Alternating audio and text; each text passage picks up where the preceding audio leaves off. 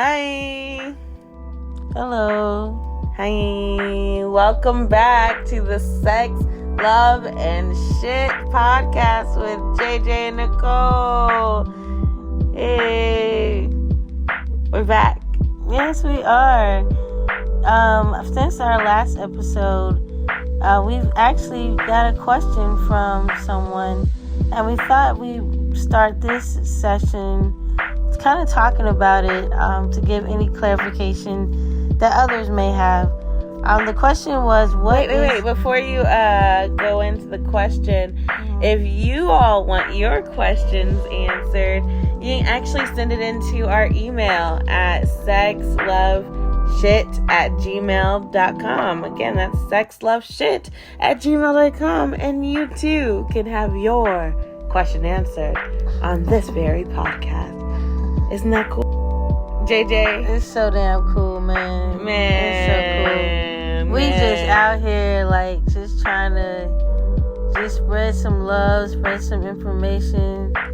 And the more questions you guys provide, the more interesting the podcast can be. Mm-hmm. So you'll drive it as much as we'll drive it. So, if you've got any questions, any topics, you want us to discuss, just let us know. But let's get back to, the question that... Yeah, what's the question? The question that was asked is, what is ethical non-monogamy? Is it not poly? So the question is, to repeat and make sure I heard it right, is what is ethical non-monogamy and is it poly? So I think the first part to answer, I'd say, is no, it's not poly. Not necessarily.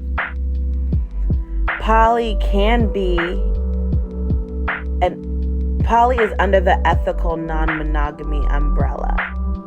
But ethical non-monogamy does not necessarily mean you're poly, because there are other situations that are under the ethical non-monogamy umbrella. And then I was just reading a post on Instagram from one of these sex educators that were talking about how they don't even like using ethical non-monogamy, but they choose to do like mindful or conscious non-monogamy or something, because they're saying that monogamy is not necessarily ethical. And so to say that, you don't have to say that you're doing ethical non-monogamy. Non-monogamy is not necessarily unethical. And so I thought that was interesting. But I think that for me, when I think about ethical, it really just means that I'm trying to be moral. I'm trying to be virtuous. I'm trying to be a kind and honest and good human, a decent human. I don't want to harm others, and I want to be mindful and loving to the rest of the world. It's like I'm trying to love people, right? And so that's what I mean when I say ethical. It means like I just want to do right by people.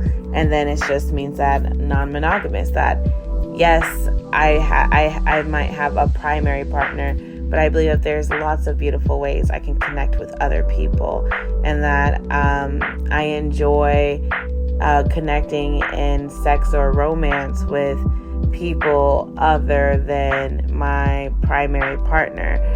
For me, I don't necessarily desire romance with people outside of my primary partner, but I do enjoy the sexual elements of relationships and friendship with people outside of like my partner, or with my partner. Usually I like that part of things. And so am I poly? No, because I don't necessarily want multiple relationships, and poly is about having multiple relationships, primary romantic relationships, or maybe primary and then, a relationship of dating a girlfriend or something, but you might have a husband or partner or whatever else. So yeah, I think that to me it's about just doing right. But I think that some people see ethical non-monogamy, when they hear that, they hear like, oh, they're not cheating. They're not cheating when they're having, intimacy or relationships outside their partnership.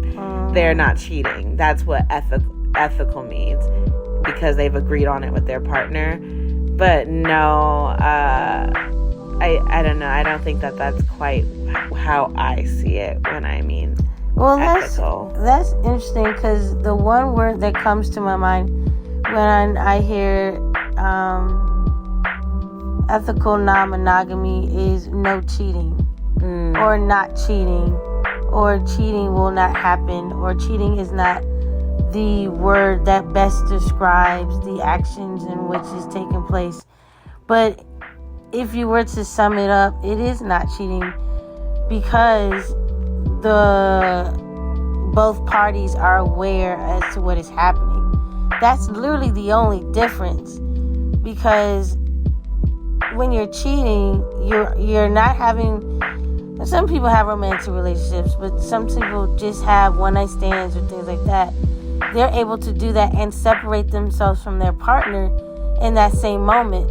It's just that their partner is not aware of it. Now, ethical non-monogamy is, yeah, I know you're going to be hooking up with this person, and I'm okay with it. That's the only fine line. So many people practice this and don't even realize it, because all they think about in their head is cheating or not cheating, when it's way more than that, and it can be way more than that, and very beautiful, because people do it anyway.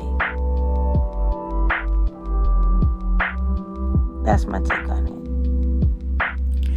Oh man, you said so many things. I think I had a lot of brain burst. So your girl's working with both of us, if you don't mind me saying. But I have ADHD brain, and I feel like I have a lot of moments where my mind will respond and burst. So basically, you didn't hear what I said? No, it's like when you were saying things, I had a lot of different thoughts. So I'm trying to not lose all my different thoughts and responses to everything.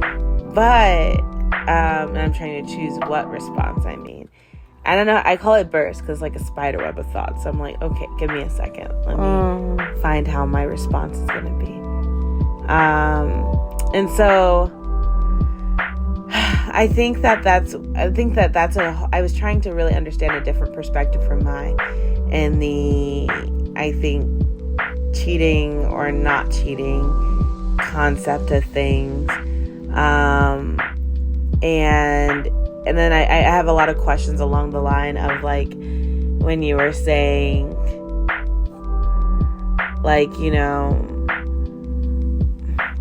oh gosh, I'm losing my thought.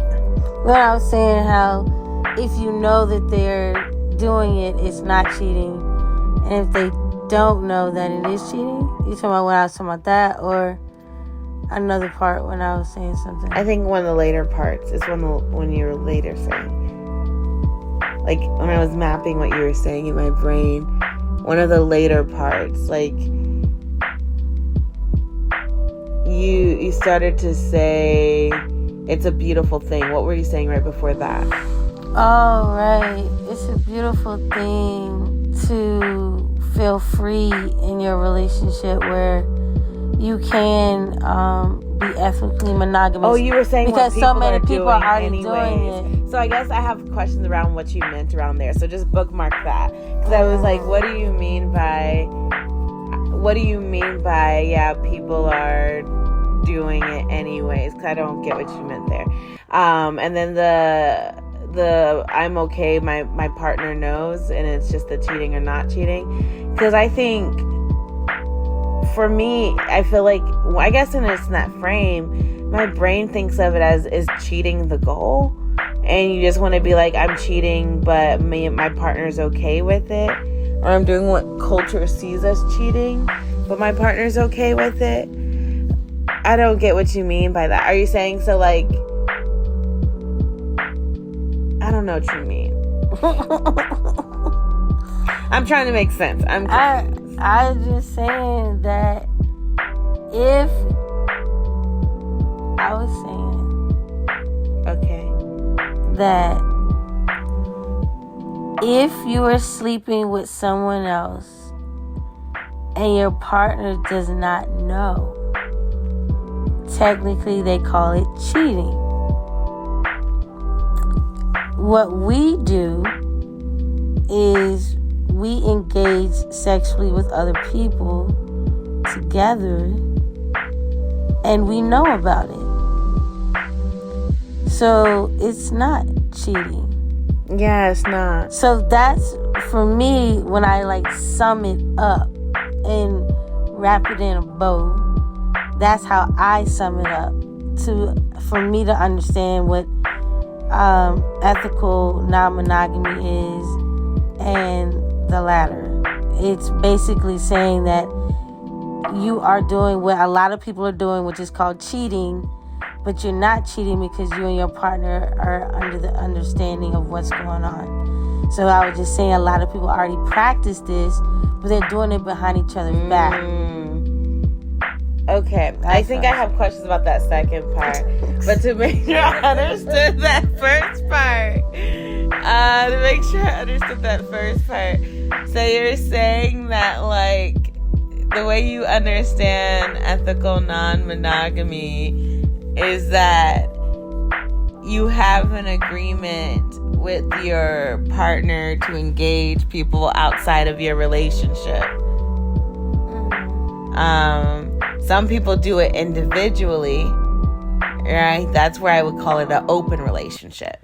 So under the umbrella of ethical non-monogamy, I kind of see it as open relationships, which is the type of situation where you and your partner, you have a primary partner, but they have an open agreement with you where you are free to go off and have individual sex and relationships and dating, all the full gamut of relationships with people outside of your relationship. That to me is an open relationship. That's kind of like the Will and Jada situation in my brain, because I think they had some type of situation where they could go engage. I never read the Will books, so I don't know all the details of things, but that they had an agreement of where they could individually engage with people outside their relationship. What we do, and I think it has like a very kink rap to it, but it's just under the ethical non-monogamy umbrella, is that we're swingers, right? So at least I'll speak for myself. I shy away from saying swingers because I feel like there's such a weird connotation and association with the word, and people get weird if you say, yeah, we're swingers. They get like a porny thing in their head or something. I don't know. Swing, baby, swing. But yeah, so we would fit under the swinger umbrella because together we enjoy engaging sexually and play with other playmates, right? So that might be other couples, other individuals, but ultimately together as a couple we engage other people outside a relationship. Like JJ is not out there engaging with people individually, and myself, I'm not engaging with people individually, but we do together. And that to me is swingers. Let me explain something too for people who think, oh, maybe they just freaks, right? Oh, why they have to have so many sexual partners? Let me explain something. Explain something, baby. There is something called attraction. Let's talk about it. There's something called attraction. Mm-hmm. It's something that we all experience, mm-hmm. and we can experience this attraction to multiple people at multiple times. Mm-hmm. Just because I have an attraction to someone else while still being with my partner does not mean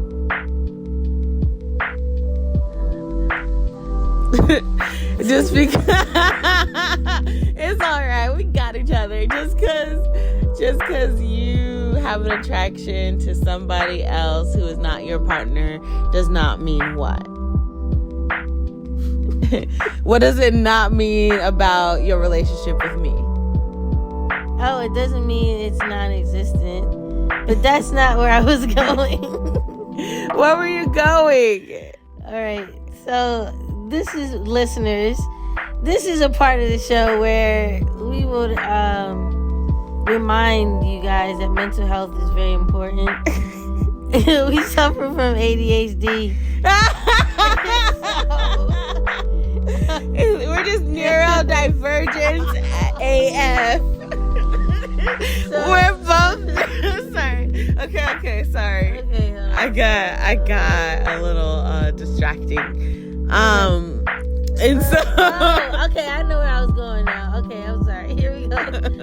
Okay, so it's not about being freaks, it's about the attraction. Okay. So me and Nicole, we have a very healthy sexual relationship. Mm-hmm. And I would say, honestly, like, to be honest, y'all, like, can I say a little stuff about where we're coming from? Just in honesty. Yeah, good. Okay. So JJ and I, when we met as I wouldn't even say friends with benefits. We were fuck buddies. Because we met, we weren't really friends yet, because I take my friendship seriously, right? But like, we weren't really friends yet, but we did have a sexual chemistry, and we engaged sexually, and then we became fuck buddies. Like, we would meet up and fuck. And then we became buddies.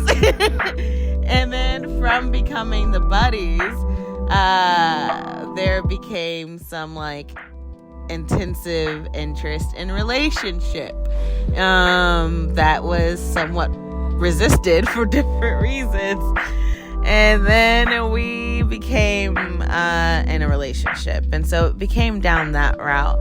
So it kind of is like the traditional rom-com story. It's kind of cute.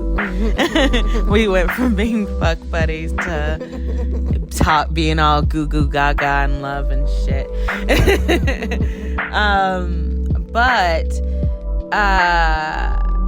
Yeah, so I think that it is really cool to think about that that's where we came from. And when I think about our relationship, one thing that I really can like absolutely say is that I am very sexually happy.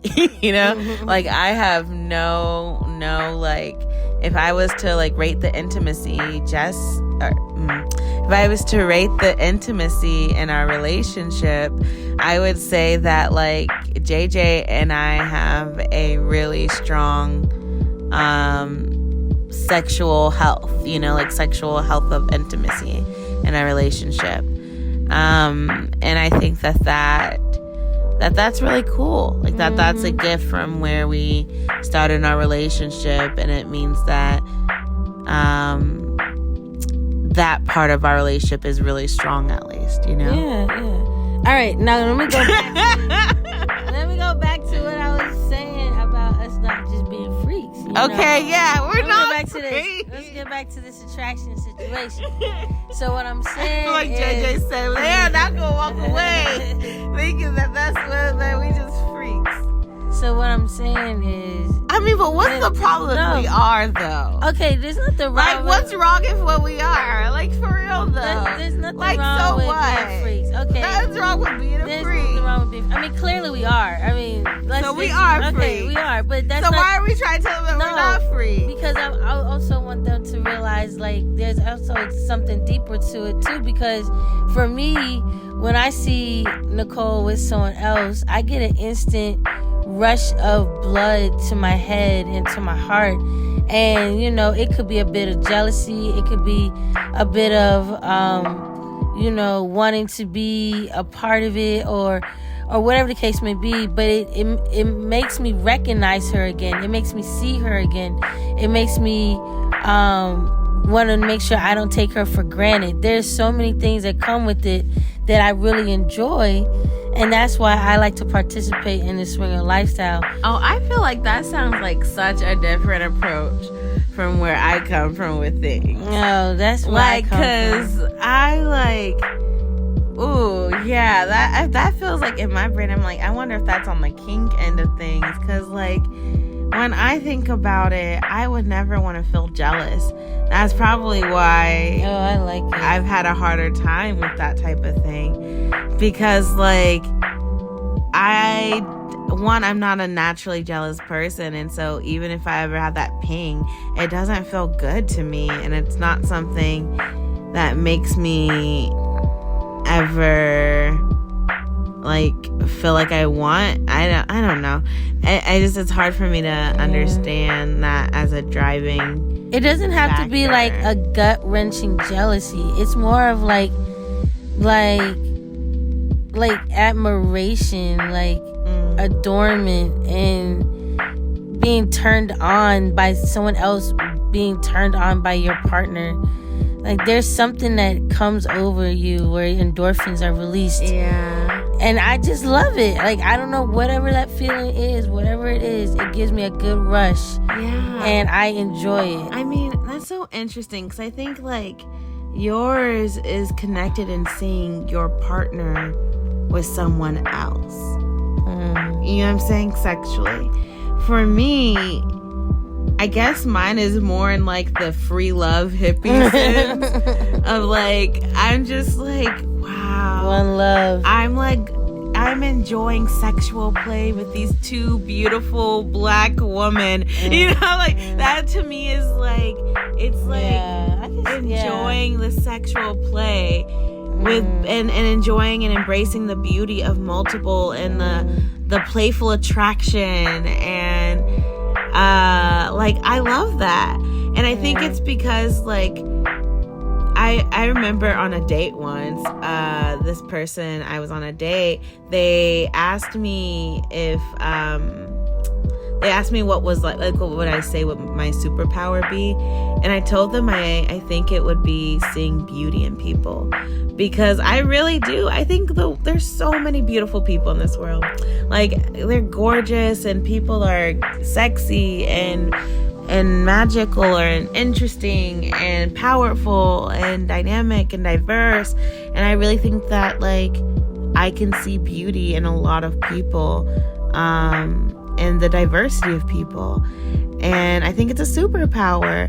And so for me, when I'm enjoying sexual play with this partner, with JJ, who I have multiple dimensions of intimacy, of connection with, like emotional and a time intimacy, and, you know, experiential intimacy, and all the other things that come from our relationship, I get to enjoy that sexual play, which has so much depth to it.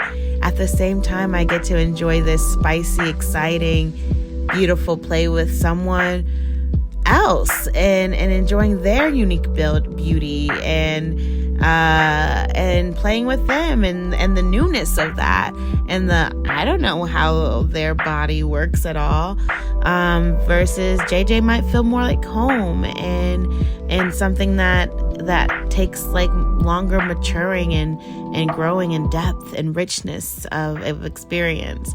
So I'm going into the poetics of my passion for our quote unquote lifestyle. I don't like calling it a lifestyle. It feels like I'm, like, signing up for something, and maybe it's because I used to be in a cult like church, so I'm like, I don't want to sign up for no lifestyle. Don't put me in no lifestyle. But I'm a free woman now. But I don't feel like saying it's a lifestyle, but the way in which me and JJ have our engaged sexually with and play in sexual play with others, I guess, is the way I think of it. But I guess the popular name for that is swingers.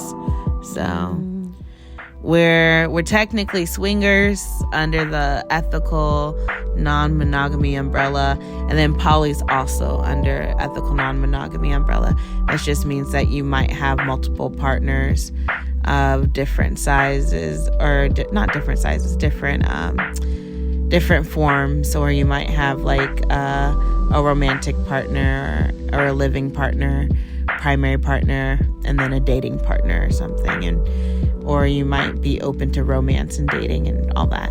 but JJ and I don't necessarily go into other romantic relationships or dating others. And so we're swingers. Yeah. I think we pretty much answered the question. So hopefully you're not leaving with any more confusion, but you might, and it's still okay. Can always send us an email with the questions that you may have. And then we're going to shift over now to sex. Sex? Yes, sex. We're going to talk sex. Everyone loves sex. We're going to talk sex, baby. We're going to talk about you and me. We're going to talk about all. Okay. We got to talk about sex. Okay. So, what's this segment going to be called? This segment is going to be called... About sex. No. What's the segment we're going to do today? Right. It was, We're lesbians. We're lesbians. Yeah, I know we're lesbians. So, what they got to do? What we got to do? They got to do... Oh, lesbian sex tips. Lesbian sex tips. So y'all gotta ask a lesbian or two lesbians. Ask, are you lesbian? Do you identify as lesbian? I guess so. Okay. Why do you think I identify as bisexual? I think that, I feel like sexuality is a spectrum. I mean, I don't think I'm bisexual because I don't enjoy the male intimacy part. I enjoy males.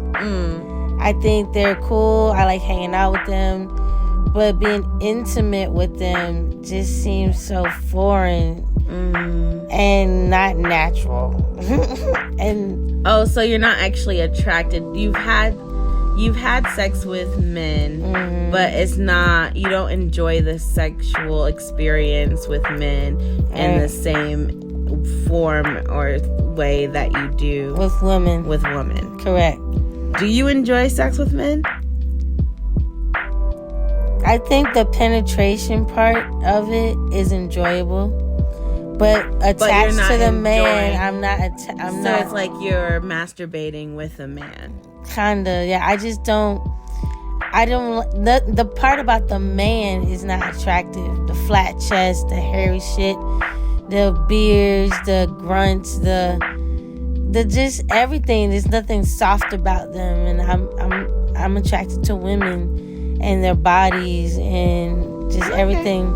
I mean, I have that exact same feeling and experience. I would describe it the same way of, enjoying sensations, but realizing that it was such a journey. I'm writing a play about it, y'all. Such a journey about realizing that I was not attracted to men, even though I had, through my whole sexual life that I had, been having sex with men, and even, thought, but anyways, that's we can have a whole nother conversation. Yes, we're about to give some tips about that. But let's talk about lesbian sex tips. So, I got a tip. All right, what's your tip? My tip. Wait. Before I tell them the tip, I just want to let y'all know we are doing a public service, okay? Because, the heteros need help. As someone who has engaged in too much hetero sex in her life, the heteros need help. And especially learning how to pleasure a woman. And so your resident lesbians are here to save the day and help you out with regular sex tips. Yay! Congratulations, boo, you won! Okay, so let's get to it. Okay. so your lesbian sex tip is, there are all the beautiful diversity of pussies and labias and vaginas and menoras and majoras and all the things in between. And with the clitoris, that's our lovely pleasure system down there. With the clitoris, sometimes it can be hidden under different hoods that are bigger, or sometimes it's like a plush pussy, or sometimes it's like one that has like a tiny, like a small clitoral space, I guess, not hole, but clitoral, like where the hood is tight over the clitoris. And so with those, sometimes it can actually be hard to find the clitoris when the pussy gets very wet. If you're eating, as you should all be eating, eat well, eat all your dinner, and dessert.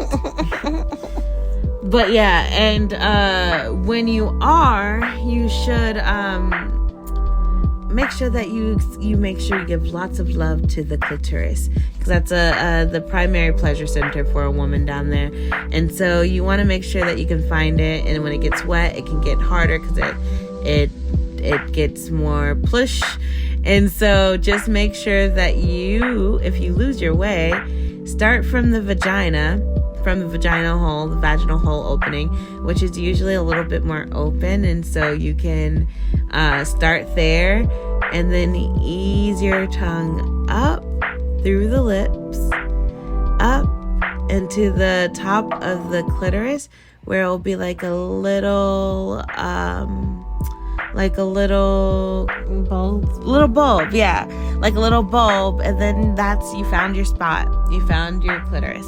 That's the spot. Ow, yes, you found it, boo. Yes, give them applause. Yay. Yes.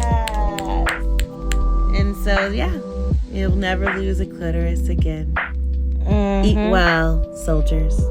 Right. And then my tip is gonna come with penetration and learning how to please a woman without hurting them right off the bat. Ooh, are you gonna do that this one, or do you want to save it for the next one? Oh, I can save it for the next one. We got y'all. All right, so if y'all want to hear what the next tip is, go ahead and follow us on all the things, the Spotifys and the, what else are we on? Instagram, Facebook, YouTube, all the goods, sex, love, and shit. On Facebook, just if you can't find, and I think YouTube maybe too, if you can't find under sex, love, and shit, just remove the I on shit, because they don't like curse words for some reason. And then also on TikTok, all the things. And then if you would like to ever engage, be a part of the show, just go ahead and shoot us an email at sexloveshit@gmail.com. Also, if you want to talk about partnerships, sponsorships, supporting this and keeping our podcast going, then go ahead and also shoot us an email at sexloveshit@gmail.com. All right. Is there anything else, JJ? I think that's it, Nicole. We did it, boo. All right, y'all. Y'all have a good one. Bye. We'll catch you next episode. Bye.